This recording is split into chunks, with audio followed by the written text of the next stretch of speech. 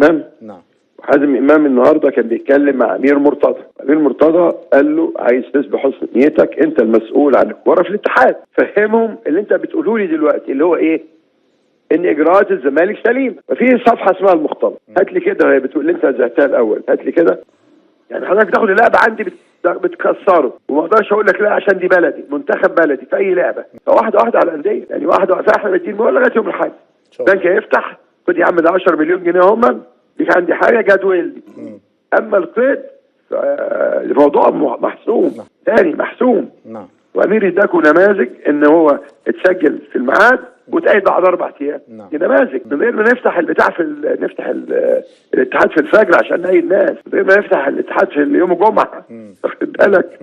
وبعدين يا اخي لو انا نيتي سوء ما اروحش انا السوق، يعني عندي سوء نيه، مش هروح اتحاد الكوره برجلي. لو انا نيتي مش هروح اتحاد الكوره على رجلي، ما اروح على ايدي، هزحف على خدودي كده عشان اتخانق معاهم. مش عايز يمشي؟ بجد؟ في ظروف معينه خلته.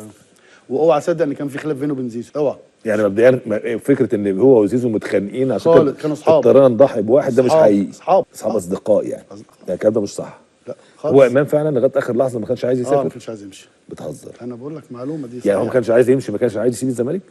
اجبر؟ مش اجبر بقى، يعني تفاصيل تانية يعني، واخد بالك، لكن هو من جواه بقى عايز يكمل.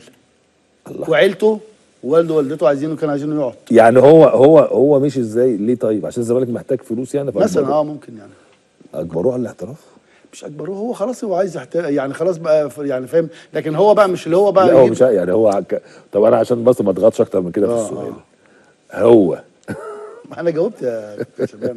هو ما كانش عايز يسافر. بس دي مفاجأة. لا كانش عايز يسافر. بتتكلم جد؟ امال كان طالع في التلفزيون عمال يقول يطلع بقى عادي، لكن هو من جواه عادي، لكن عارف بقى في لعيب بيبقى انا العقد انا مسافر، انا مش عارف عايز ايه، انا مش عايز ايه، عايز ايه. بس انا اصدق الاستاذ. ليه؟ لان كل حاجه بتقال بنلاقي عكسها بعد فتره. هذا ازرق امام عاشور مين يا عم مش عايز يمشي؟ ده انت لو جبت راجل بتاع القوس والسهم اللي على الشعار عندهم نبله وعلم النمسا ده هيقول لك يا عم انا مش طايقهم وعايز امشي، بيصبروا نفسيهم بالاكاذيب.